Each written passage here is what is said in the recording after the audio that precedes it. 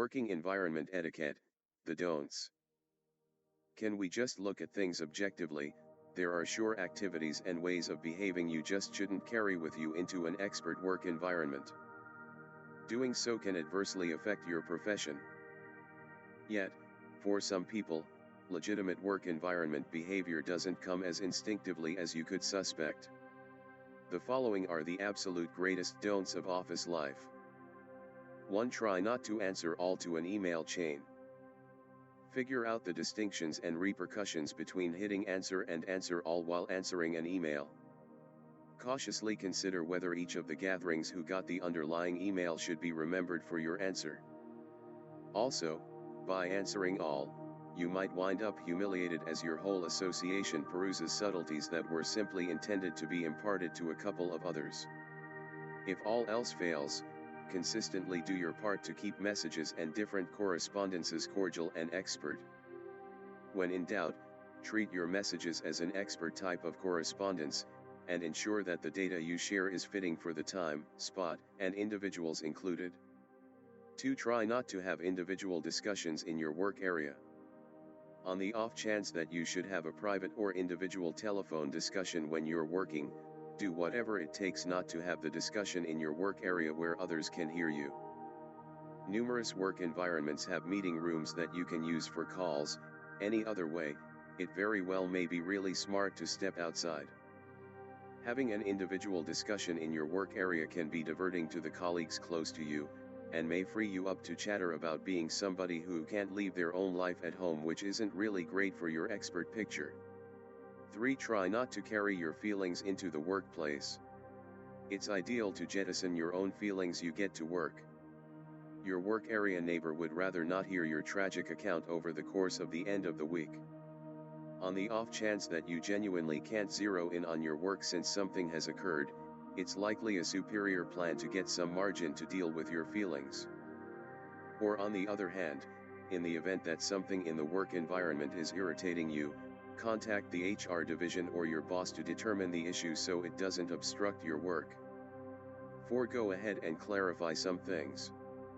Getting clarification on some pressing issues regardless of how senseless they might appear will assist you with explaining assumptions, and try not to incorrectly finish a whole venture just to acknowledge you did everything wrong. There's little more regrettable than pomposity, particularly on the off chance that it isn't really upheld by experience or expertise. So feel free to pose your inquiries, and make certain to pay attention to the response genuinely. 5. Try not to chatter about individual collaborators, or your chief. Meddling is one of the cardinal sins of office work. Just don't make it happen.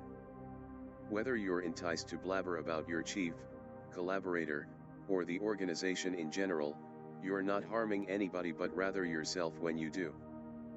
Meddling can depict you as somebody who can't be relied upon or somebody who isn't a cooperative person, which won't assist you with arriving at your expert objectives. It can likewise be appropriately destructive, assuming it returns to the objective of the tattle. 6. Try not to utilize emoticons or numerous interjection focuses, if any, in work messages. Disclaimer: this little recommendation will rely upon the particulars of your working environment.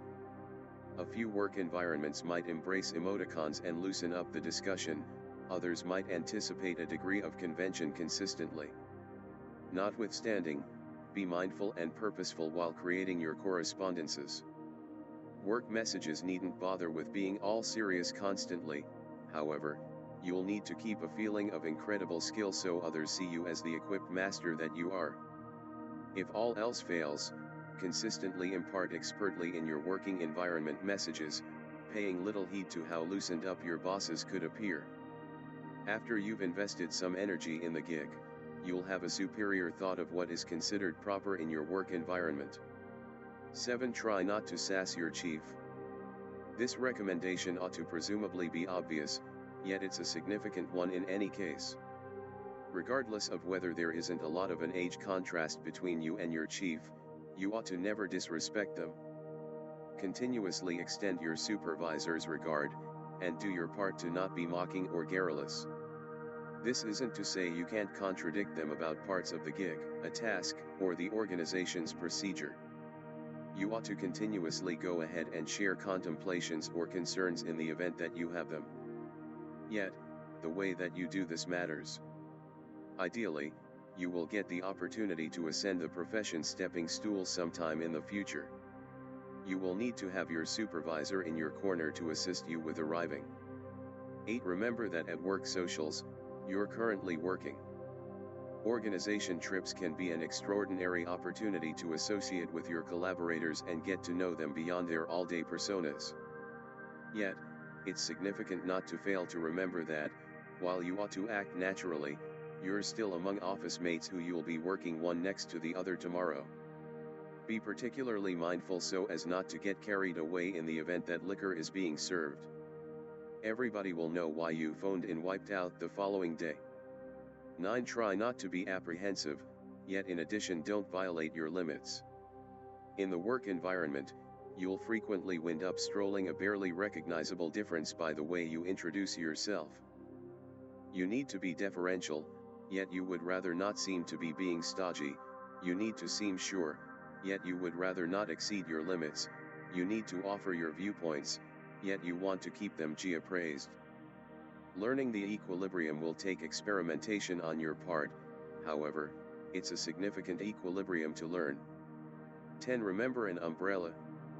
All this one could sound senseless, yet it's essential to be ready for life's irritations, even working. Sitting in wet garments all day isn't entertaining. Strolling around with an espresso smudged shirt on the grounds that your espresso cover popped off isn't entertaining. Conversing with somebody with spinach stuck between your teeth from lunch isn't entertaining.